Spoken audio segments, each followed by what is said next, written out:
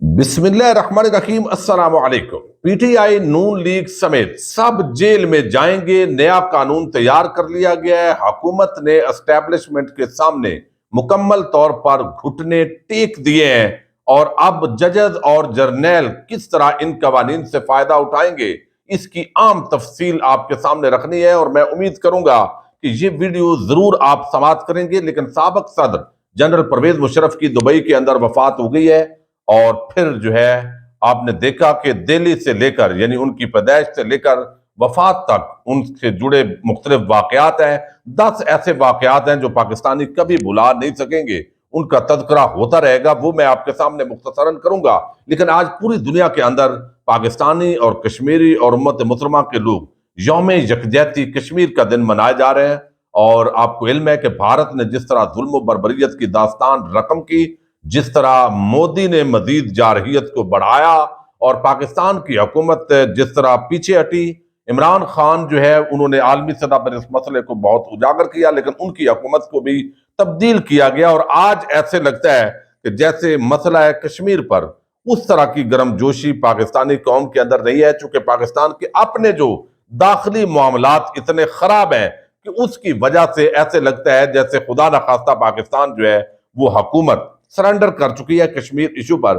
लेकिन पाकिस्तानी कौम सरेंडर को कबूल नहीं करेगी और इंशाअल्लाह कश्मीरियों के उन शोहदा, गाजी और उन फैमिलीज को सलाम जिन्होंने अजीम कुर्बानी की दास्तान रकम की, और इंशाअल्लाह वो आज़ादी से हमकिनार होंगे।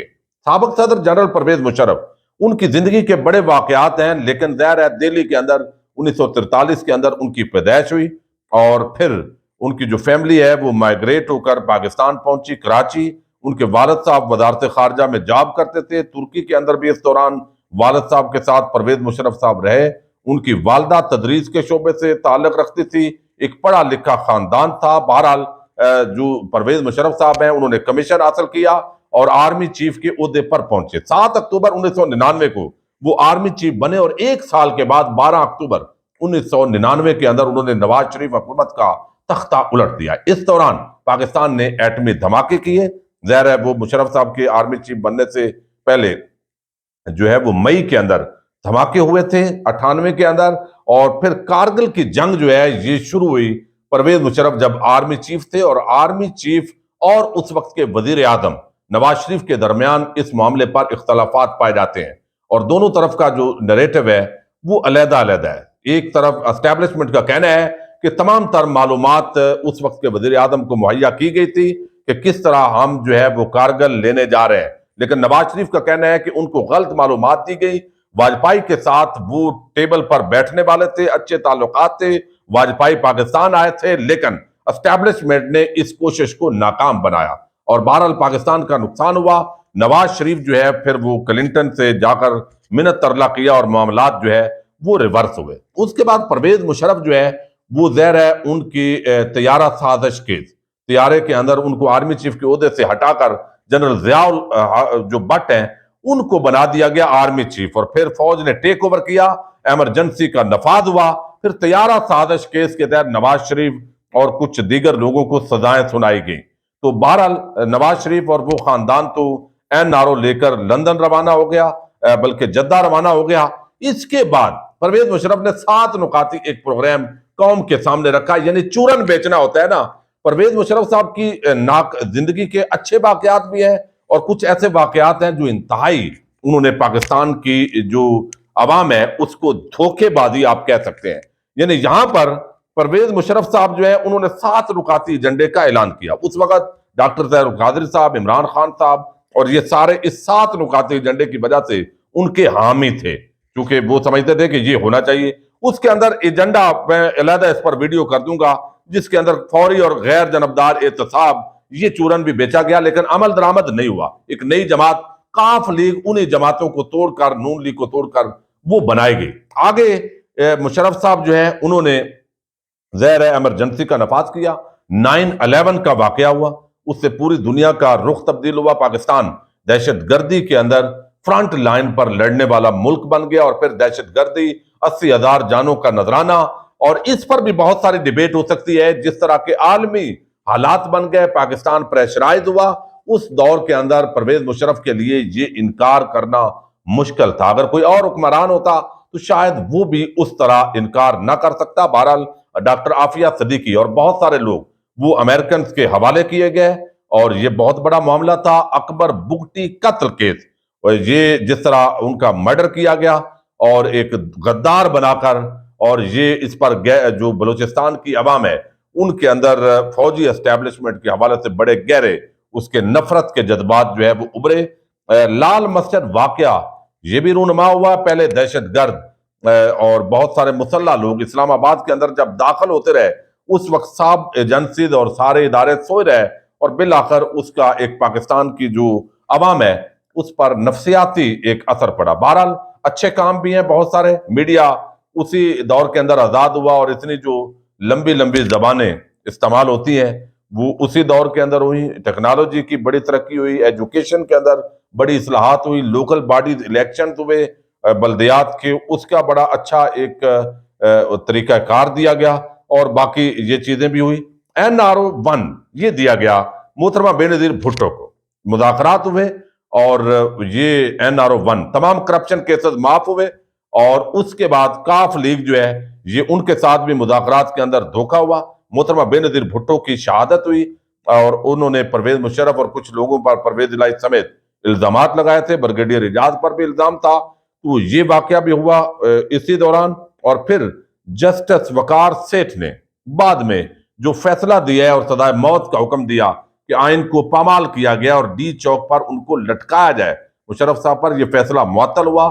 حکومت جو اس وقت کی تھی پی ٹی آئی کی، انہوں نے ریفرنس دائر کیا، یعنی پی ٹی آئی کو اور عمران خان کو بھی بڑا استعمال کیا گیا جو آج ان کو خیال آتا ہے. تو جسٹس وقار سیٹھ ان کی ڈیتھ ہو گئی. تو یہ بڑے عام واقعات اور بھی اسی طرح کے ہیں جو پرویز مشرف کی زندگی سے ریلیٹڈ ہیں، ان کے دور اقتدار اور بعد از اقتدار وہ عدالتی معاملات ہیں. دبئی وہ پہنچے، دبئی ظاہر ہے ان کو بھیجا گیا. ابھی ان کی فیملی کو اجازت دی گئی تھی کہ وہ پاکستان آ سکتے ہیں، پرویز مشرف کو لا سکتے ہیں، لیکن ان کی حالت جو ہے وہ ایسی نہیں تھی. تو دہلی سے 1943 سے آج 2023 جو جنوری ہے اس کے اندر یہ سفر اختتام کو پہنچا. اللہ تعالیٰ ان کی مغفرت فرمائے اور درجات بلند فرمائے. اب ایک بڑی خبر ہے، بلکہ دو ایسے قوانین ہیں جو حکومت تیار کر لیے گئے ہیں اور ڈان نیوز نے یہ رپورٹ کیا ہے. ایک تو آپ سن چکے ہیں کہ IMF نے مجبور کیا کہ تمام بیوروکریٹس جن پر بڑے کرپشن کے الزامات ہوتے ہیں ان کے تمام ایسٹس جو منقولہ غیر منقولہ جائیداد پاکستان اور بیرون ملک اور ان کے جو بھی اثاثے ہیں وہ ڈکلیئر ہونے چاہیے، پبلک ہونے چاہیے، عوام کو رسائی ہونی چاہیے، تاکہ کرپشن آپ کرتے ہیں اور پاکستان غریب ہے اور یہ طبقہ امیر ہے، سیاستدان، بیوروکریٹ اور یہ بدماشیہ اشرافیہ. اب اس قانون سے ججز اور جرنیل یہ استثناء حاصل ہے ان کو، فوجی جرنیلوں کو، چونکہ یہ ملک جو ہے جو ان کو استثناء حاصل ہے. باقی بیوروکریٹ، سول بیوروکریٹ وہ سارے اس کے نرگے کے اندر آئیں گے. اس پر بڑا حیرت کا اظہار کیا جا رہا ہے کہ کیا اس ملک کے قوانین ججز اور فوجی افسران بشمول جرنیل، آرمی چیف ان پر اپلائی نہیں ہوتے؟ اگر نہیں ہوتے تو باقیوں کو کیوں بھئی پھر آپ امپلیمنٹ نہ کریں؟ کرپشن کے لیے کیا سول جو بیوروکریسی ہے وہی پر کرپشن ہوتی ہے؟ تو یہاں اس قانون سے بھی ججز اور جرنیل ان کو فائدہ دیا گیا اور اس پر کوئی بات بھی نہیں کر رہا اور بات اب نہیں کی جائے گی. اور چونکہ PDM کی حکومت ہے اور بڑی باتیں یہ لمبی لمبی زبانیں تھی بہت سارے اینکرز اور صحافیوں کی ایک زمانے میں، لیکن اب وہ بالکل بیٹھ گئی ہیں.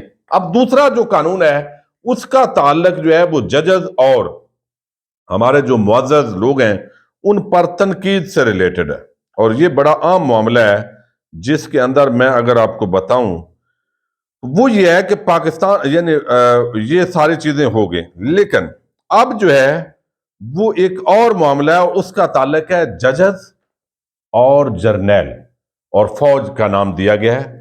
ان کے خلاف سوشل میڈیا پر جو مہم چلائے گا، تنقید کرے گا، ان کے خلاف قانون حرکت میں آئے گا اور ان کو سزا ہوگی. باقاعدہ یہ کاگنیزیبل جو ہے وہ ریفرنس اس کو اوفینس بنا دیا گیا ہے اور یہ آپ کے سامنے میں نے رکھنا ہے تاکہ اندازہ ہو کہ یہاں پر یہ جو سوشل میڈیا مہم ہے، اب مہم جو بھی بندہ تنقید کرے گا ظاہر ہے کوئی کمنٹ کر دے گا، کوئی پوسٹ کر دے گا, کوئی سوال پوچھ لے گا کہ یہ میرے ملک کے ساتھ جو ہے وہ کس نے کیا کھلواڑ کیا ہے, تو ظاہر ہے وہ چلے گا. ایک زمانے کے اندر فیک نیوز پر پیکا آرڈیننس کے اندر ترمیم کی جو سفارش ہے وہ پی ٹی آئی حکومت نے کی, اور آپ نے دیکھا یہاں پر باقاعدہ ڈی چوک پر کیمپ لگا, آسما شرازی, حامد میر, پورا ٹولہ وہاں پر کہ یہ جو ہے یہ آزادی ادارے رائے پر حملہ ہے. لیکن اب خاموش ہیں. اب خاموش کیوں ہے؟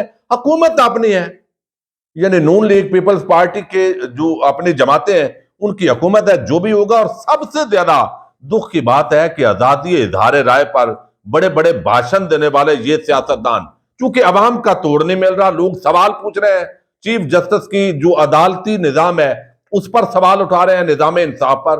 جو اسٹیبلشمنٹ کی پولیٹیکل مداخلت ہے, یعنی گالم گلوچ اور یہ کرنا تو انتہائی میں سمجھتا ہوں قابل مذمت ہے, اور یہ اس کو حوصلہ افزائی نہیں کی جا سکتی. لیکن جینون جو تنقید کر رہا ہے اسٹیبلشمنٹ کے سیاسی رول پر, تو وہ ظاہر ہے وہ بھی اس کے نرگے کے اندر آ سکتے ہیں. لیکن یہاں پر اگر یہ کریں گے تو اوورسیز پاکستانی اس کا کیا کریں گے؟ کیا ان کے پاسپورٹ منسوخ کرنے پر لگ جائیں گے؟ تو بہت سارے مزید سوالات ہیں. لیکن یہ آزادی اظہار رائے اور انسانی حقوق کے چیمپئن, ان کا جو چہرہ ہے وہ عوام کے سامنے آ گیا ہے, اور وہ صحافی طبقہ بھی جو اس وقت جو ہے وہ بالکل خاموش ہے. اب خبر یہ ہے کہ وفاقی حکومت نے فوج اور عدلیہ کے خلاف سوشل میڈیا یا کسی اور ذریعے سے مہم چلانے والوں کے گرد گھیرا تنگ کرنے کا فیصلہ کر لیا ہے. فوجداری قانون میں ترمیم کے بعد فوج اور عدلیہ کے خلاف بیان بازی پر فوج اور عدلیہ کے خلاف بیان بازی پر 5 سال قید اور 10 لاکھ روپے جرمانہ ہوگا. یہ ایک خبر آئی ہے اور ڈرافٹ اس کا تیار کر لیا گیا ہے. شہر خاقان آبادی اور نون لیگ سارے ایک پیج پر ہے اس معاملے کے اندر, اور کہا گیا جو بھی شخص پاک فوج اور عدلیہ کی تصدیق کرے گا اسے 5 سال تک قید کی سزا دی جائے گی. اور وزارت قانون نے مجوزہ ترمیمی مسودہ وزارت داخلہ کو بھجوا دیا ہے, جو جلد وزیر اعظم اور کابینہ کو بھجوایا جائے گا. اب یہاں بتایا گیا ہے فوجداری قوانین ترمیمی ایکٹ 2023 کے عنوان سے بل پی پی سی یعنی تعزیرات پاکستان کی دفعہ سیکشن 500 کے بعد ایک نیا سیکشن 500A شامل کیا گیا ہے. اس میں کہا گیا کہ کوئی بھی شخص عدلیہ اور مسلح افواج یا ان کے رکن کی تصدیق یا اسکینڈلائز کرنے کے ارادے سے کسی بھی ذریعے سے کوئی بیان شائع, گردش یا معلومات پھیلاتا ہے تو وہ جرم کا مرتکب ہوگا.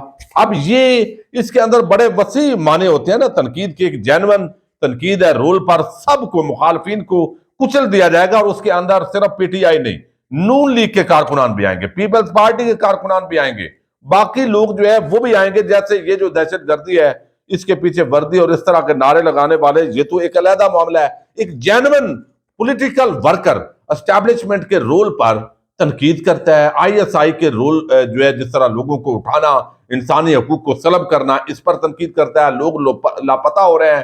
یہ ساری چیزوں پر جو بھی آواز اٹھائے گا اس کو خلاف یہ قانون ایسے لگتا ہے کہ جیسے یہ حرکت میں آئے گا. بہرحال اس کی مزید تفصیلات آئیں گے تو وہ آپ کے سامنے رکھیں گے. اجازت دیجیے گا, اللہ حافظ.